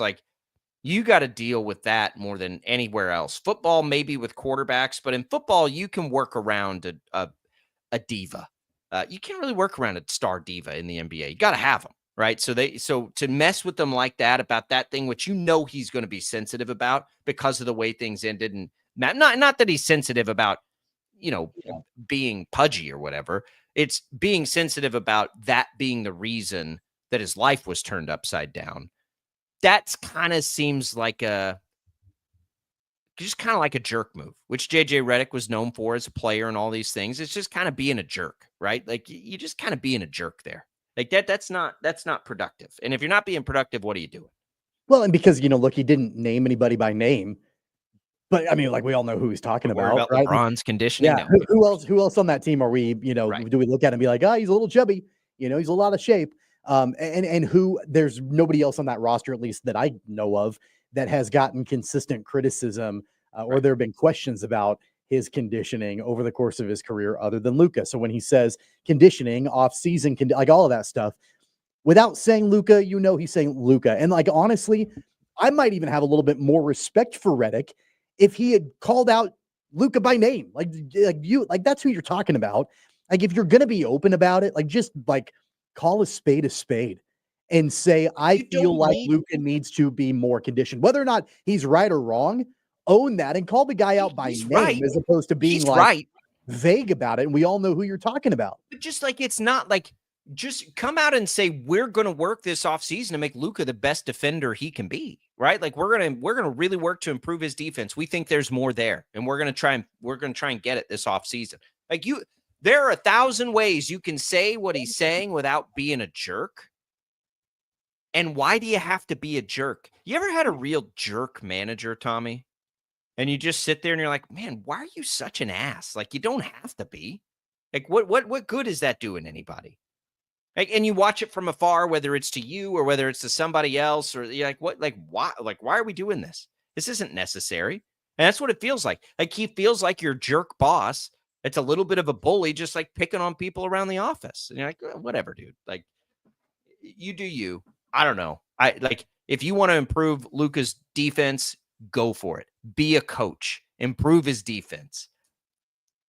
Going out to the public airwaves a couple days after a loss and twisting that particular knife for a dude that literally had his life turned upside down in this surprise, what? That's just not, like, it's not productive. Well, and on top of that too, I mean, knowing how insecure and, just out of touch Nico Harrison has been, and he's a non-factor in everything, right? But like, I guarantee you, he latches on to that, like a little bit of validation. Sure. We were right. We made the right decision. See, the Lakers are experiencing the same thing we did. And it's like, dude, like, that doesn't mean that the decision was still any good. But I guarantee you, knowing the way Nico Harrison has reacted ever since this trade happened, you better believe that he's grabbing any kind of shred of relevancy that he can, even internally, to be like, man, look, we made the right decision. I know what I'm doing. I know what I'm talking about. And again, if you're like, the Lakers weren't winning a title with Anthony Davis this year either. And I hate that Anthony Davis gets caught up in this too. That dude's awesome. And he also got caught up in just a chaos of all of this. But the Lakers lacked him, basically. That's what they needed. And they'll probably go find it in the offseason. If there's one thing that there won't be lacking, it's like the old school center, because they're less valuable. But that would be very valuable for the Lakers in the offseason. To ask it, do you think I think this is a pretty simple question. And it's got two parts. Do you think Luka wins a championship in LA? Yeah. Yeah, I do too. Yeah, I think he does. I think definitely. I don't think he wins one with the current. No, I don't think JJ Redick wins a champ. Yeah, I don't think JJ Redick wins a championship. Yeah. I think JJ Redick is the coach until LeBron is done, and then I think they'll go get another coach. Yeah, it'll be next year. And look, maybe they can do something special this offseason and it works. But yes, I agree with that. All right. That's NBA. What do we have tonight in the NBA? By the way, we get the is Game 7 tonight? Rockets. Yeah, the Rockets and the Warriors. Game 6. Game 6. We'll see what Fred can do. The Game 7 that you referenced there, Clippers Nuggets, that'll be on Saturday. But we'll kind of keep an eye on Fred tonight and see if he can take that to a Game 7. They are 5.5-point dogs to Golden State. There was a little drama there, right? Wasn't there some whining that they were being mean to Steph Curry, who had like a hurt hand or something? There's always something. There's always something. I think that's right. I'm just going to tell you right now, if there was a shred of weakness or a shred of any of that, anywhere that you could see, Fred VanVleet's coming at it. Like, you know what I mean? Like, if you're limping, he's going to take advantage of that. So I don't know how hurt Steph is or not. I had seen that just like as an aside. But Fred VanVleet is a great story. So he'll play tonight against these Warriors. I think the Rockets' chances are slim, but back against the wall. We'll see if Fred can do something special. We're almost to this next round. This next round of the NBA playoffs, can't wait for it. But I hope Houston can stretch that series out. Hey, by the way, our poll, the no's have it right now, 55% to 45%. Who did you text? Who did you send out an alert to? I didn't send it to anybody, but I would like to make it clear as of right now, the no's are winning. All right. Look, I am about to revolt and go like full Hawaiian every day on all of you, because I just don't appreciate anybody telling me what I can wear, when I can wear it. I don't. I mean, look, like you can wear whatever you want. It doesn't mean that people have to support it. I certainly don't. But you are well within your right to wear whatever the heck you want. Well, I will. And I will. I'll make fun of you while you do it. So, and I'd appreciate some support out there, or some criticism. Either way, as long as it's funny, we're in good shape, as it has been so far. Thanks, everybody, for participating in this little sidebar that we've been taking. Let's give away some HTO on the way out real quick. 20357 is the number. Just text the keyword TEA to 20357. You can win a free cup of iced tea. These are good for East or West Wichita or in Derby. More than 26 flavors to choose from. You can go inside. You can try them all out, see what you like, and then get a free cup of tea on us. Good luck, everybody. You can enter once per day message and data rates apply. When we come back, our Royals insider, Royals beat reporter for the KC Star, Jaylon Thompson, joins the show. We'll talk a little baseball next.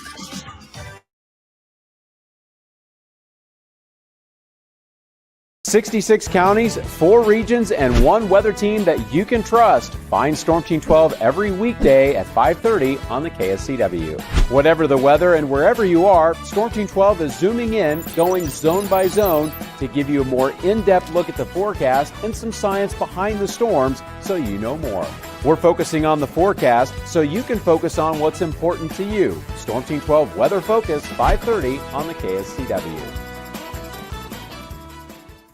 The future of television has arrived. Next Gen TV is here with stunning video, movie theater quality sound, enhanced voice clarity, and interactive features, all upgradable for the future. Learn more at watchnextgentv.com. Sometimes people tell us, I don't get it, it's just tea. But let me tell you, we are so much more than just tea. With 20 plus flavors of sweet and unsweet iced tea, the possibilities are endless. Come on in and try them all for free to find your favorite, or get us on the go for your busy lifestyle. And don't miss happy hour every day. So the next time someone tells you it's just tea, tell them to come by and find out why we say, drink tea, be happy. Is the canvas of our imagination. They tell a story. Clouds affect the events of your day. Sometimes they growl, sometimes they inspire, but they're always the messengers of nature's mood written in the sky. Storm Team 12 understands the language of clouds. We're dedicated to decoding their message so you know what to expect. Behind every cloud, there is a story waiting to be told. Trust Ross Jansen and Storm Team 12, alerting you first to the impact on your life. When you need help, remember, you're not alone. We are here. We are neighbors. We are together. We are Kansas.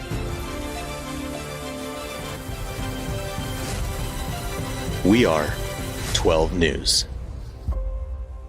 What is GMFB overtime? It's Peter, Jamie, Kyle, and Akbar breaking down the NFL 5 days a week. It's okay to be excited. It's this, that, and a whole lot of... It's football for everyone. Weekdays at 10 a.m. on KSCW.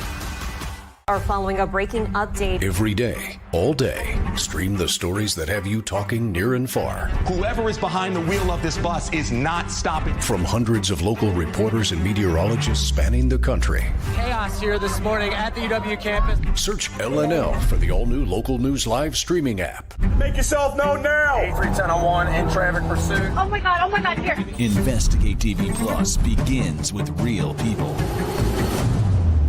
We investigate stories that impact you. And inspire change every day. Something is broken. Real problems. Why are they hiding it? And real solutions. My daughter was dying in front of me. What was your reaction when he said that? Investigate TV Plus, weekdays at 3:30 p.m. on KWCH. Sometimes people tell us, I don't get it, it's just tea. But let me tell you, we are so much more than just tea. With 20 plus flavors of sweet and unsweet iced tea, the possibilities are endless. Come on in and try them all for free to find your favorite or get us on the go for your busy lifestyle. And don't miss happy hour every day. So the next time someone tells you it's just tea, tell them to come by and find out why we say drink tea, be happy. Mornings are busy. We're here to make your mornings better. We report the stories that affect you. 3 more hospitalized from contaminated apple juice just a day after the FDA issued a recall. We're here to make your mornings better. Closing east and westbound lanes of K96 for repairs. With 12 News, you're prepared for your whole day. Scattered thunderstorms across the state into the afternoon. Stay a step ahead with 12 News this morning on KWCH and KSCW.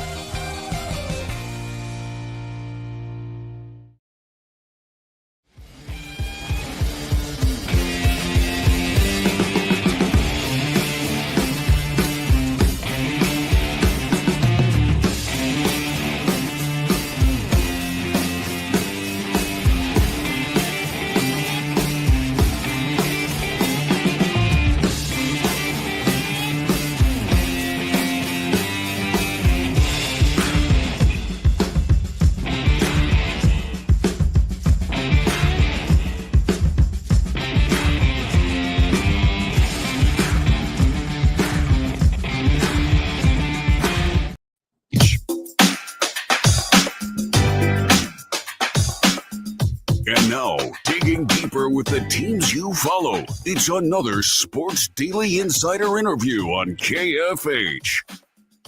All right, welcome in, everybody. It is Sports Daily, and we are glad to be here with you on this Friday. Fridays mean a visit with Jaylon Thompson, our Royals insider from the KC Star. You can follow Jaylon on X at Jaylon Thompson. Jaylon, welcome in. How are you? I'm doing good, Jacob. How are you doing? Good. Couple weeks ago, Jaylon, things were looking a little dire. Now it's 9 out of the last 10.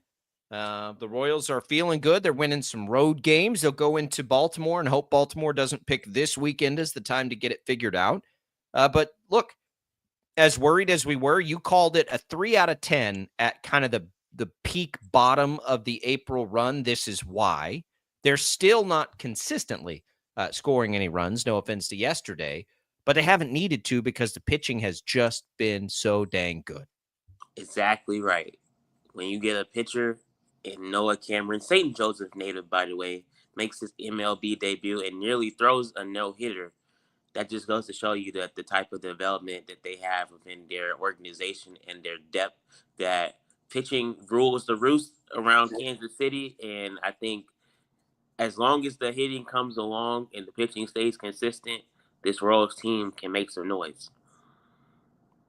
Well, it's going to make some. We were joking about this. Like, their odds to win the World Series, Jaylon, have gone down actually from where they were at the beginning of the season. I can't figure that out. So as I observe, you've got this team here. Their pitching has gotten better than it was a year ago, which is really impressive to think about considering they traded away Brady Singer. But because the bullpen has gotten so much stronger, and now you haven't lost a thing in the rotation, like if that's your baseline, I don't like the offense needs to be there. But even if it's not, it's a good team. And then you look at the slow starts. I don't know. I don't get that. I think the Royals, I think people should be more optimistic right now about the Royals than they were to start the season if you knew the pitching was going to be like this. Yeah, I think a lot of it, too, is when you look at odds, people, it's not football where you have 17 games and your odds can pretty much be consistent after game 10. In the same vein, this is baseball, and you have 6 months, so you can look totally different month to month, and that's what the Royals did in really week to week. They looked terrible for 1 week when they went 2-8, and now they look really good when they're 9-10. So they're gonna have ups and downs. We all know this. I think that when you have to look at the whole landscape like we just talked about, the Royals can pitch, and if you can pitch, that's key because you're limiting teams from scoring. If the Royals can continue to just get production from Michael Garcia, which they've done all year so far, you've seen Bobby Witt Jr., he's done it all year. Vinny Pasquantino's coming around. Salvador Perez is coming around. As long as they can just get 4 or 5 of those guys to be consistent with the pitching, the Royals can win a lot of games. Yeah, and that's the thing. Look, their offense, I don't know if it's going to be enough. I think it'll be more than it has been because I think Vinny will hit more than he has, and Salvi's already heating up. So I think there will be some improvement. But even if there's not enough improvement there, going to find an outfield bat at the deadline it's like one of the most attainable things you can do. And so you have that piece. Like it will be very easy for them if they need to go add just a little bit of offense. They're not going to make some headline, I don't think. And the other part of it is when you see a guy like Noah Cameron do what he did, when you know Alec Marsh is coming back, it's not just that their pitching's really good, their pitching's really deep. And so they can withstand some of the things that might derail teams. Because if any of their starters, God forbid, miss significant time, they do have some decent options, probably more than most teams have. You can kind of look at it as, a 7 deep rotation. Maybe it's even 8 with Daniel Lynch, who knows? But that also, to me, builds a little cushion for them.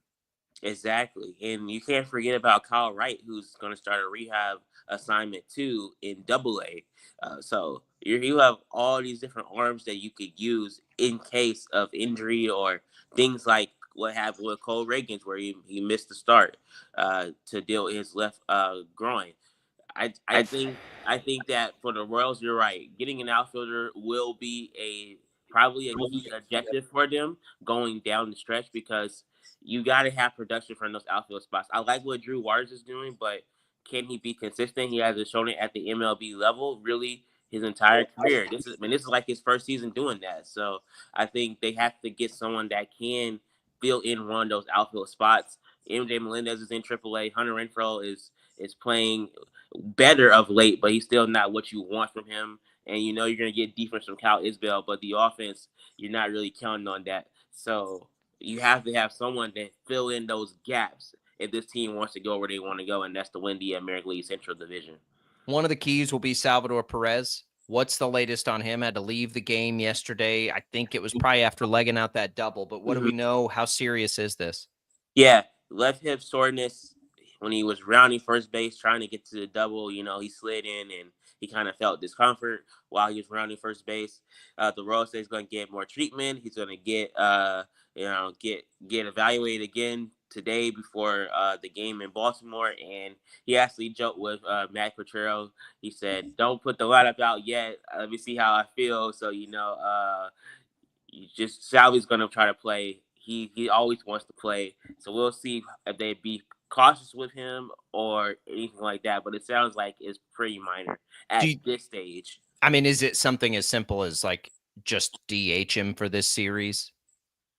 Probably more than likely. He might get DH today for Friday and then see how he feels Saturday and Sunday. But I don't think it's too major. Like Salvi said himself after the game, he just said he felt better. So, I mean, he's 34 going on 35. These things happen. So left hip shortage is the best case scenario for him at this point. And maybe even minor enough that he doesn't miss any time then. He's right back in the lineup. Exactly. Okay. He's probably going to play today if he has his way. All right. While we're on the injury front, how's Cole Reagans coming and how's Hunter Harvey coming? Yeah, I think it's a good sign for Cole Reagans that the Royals decided they sent Noah Cameron back down and they brought up Taylor Clark. So I think that's a good sign for Cole Reagans that he's probably going to be okay or is getting better and, getting to a point where he can probably pitch again. All accounts, the Royals have said that he looked good pitching off the mound and in bullpen sessions. So I think it's just going to be how he can manage that injury, dealing with the groin. And Hunter Harvey, they said he's by all accounts doing better as well, progressing. Hopefully they can get him on a rehab assignment if that's needed in the upcoming days. But they're looking forward to getting him back as well. And then they're a little house cleaning here. What is the latest with Cags? Jack Caglione, is he acclimating to the outfield? How's he been hitting? Like what is he doing down in Double-A right now? He's still ripping it. He's still producing at a top level in Double-A with the Northwest Arkansas Naturals. You're right. He got in the outfield. He's playing that position, and it's not foreign to him. He's played the outfield a bunch in high school and growing up, so it's not like he won't be a fish out of water playing in the outfield. But I think it's an important step for him to play in the outfield, because if you're looking at his progression and where a lot of Royals fans want him to be and what the Royals organization wants him to be, adding the ability to play the outfield is a key step, because we know the bat is going to travel. We know that he's going to be someone that the Royals are going to count on for years to come.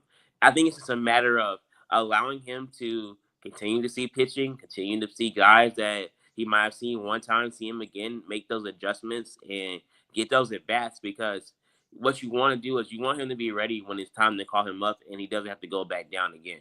So him playing the outfield, him getting those at bats in Double-A, I think that's all going to be key, because once Jack Caglione lands at Kauffman Stadium, it's going to change and shift the culture of the Royals franchise for a long time. What do you think is more likely? We see Jack Caglione up at the big league level, or they've added a bat from outside the organization? Which happens first is more likely? I think you'll probably see them add a bat first at some point when it's time near the trade deadline or things of that nature, because you don't want to put a lot of pressure on the kid to come up and then have to really shine and be the stabilizing force as a run producer. But I do think that if Jack Caglione keeps playing the way he's playing, you will see him at some point this year, whether that's in August or September, just to get his feet wet at the big league level. And I really think that if that happens, you'll definitely see him in 2026, where he's going to be up and being a key part of the lineup. So it just depends on what the Royals want to do and how well he continues to adapt. I mean, where they at when we get to June and July? Do they need an extra bump in the lineup? Those are things that JJ Picollo and the front office is going to have to discuss, because if you have a talent like that sitting in Double-A or in your system, you have to be judicious about when you want to bring him up, because once you bring him up, you don't want to send them back down. Yeah. I mean, is there a world where he doesn't come up to the big league level this year? That's a good question, and I'm sure that that's also probably on the table, but the way he's been hitting and the way he's been adjusting, I personally think it's going to go.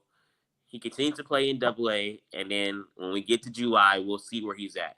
Now, he could get promoted to Triple-A. We've seen the Royals already do that with Peyton Wilson. He got promoted to Triple-A after he was crushing it in Double-A. So it could be one of those things where he continues to crush it, and then he goes and tries Triple-A for a bit. And then maybe that's where he gets more and more and more reps in the outfield. And then from there, if he get hit there, he might get called up. I think we will see him this year. I just think it's too much of significance of what he's doing in Double-A to be ignored. I think you have to see what that looks like at the big league level. It's got to be plate discipline. I mean, that's the thing. And the other thing, don't you think, like, if the offense starts to produce, like, there's less pressure, that's that he can work that plate discipline down there. And one of the big things, we know Salvi's heating up. Bobby Witt Jr. has been great. Michael Garcia has been great. Vinny Pasquantino has been the slowest going. You tell me what you've seen. I think he's been hitting the ball harder, and there's a little bit of bad luck, and that he's probably looking like he's about to round into form. Yes, I think he's about to round into form for sure. We talked to him, and he has said that he was encouraged by some of his swings that he had against the Rays in Tampa. He leads the team in RBIs, so that's really crazy to think about. The guy that isn't hitting the best average wise, he still leads the team in RBIs. It seems like he was just a tick or two late with his swing, and that caused the strikeouts, that caused him to foul some pitches off that he normally would get. But when you look at what he did with a couple of the home runs and how he's swinging the bat lately, I think as he's running into form, I think he's going to have a better May than he had in April, and the Royals definitely need that for sure. Yeah, I agree with that. Jaylon, we appreciate it. We'll follow your work at the KC Star each and every day on the Royals. Follow Jaylon on X at Jaylon Thompson. A lot of good stuff there today and a good vibe for the Royals. We'll see if they can carry it into the weekend. Thank you, Jacob. There goes Jaylon Thompson. Appreciate Jaylon for being here with us. We'll come back with more Sports Daily. Don't go away.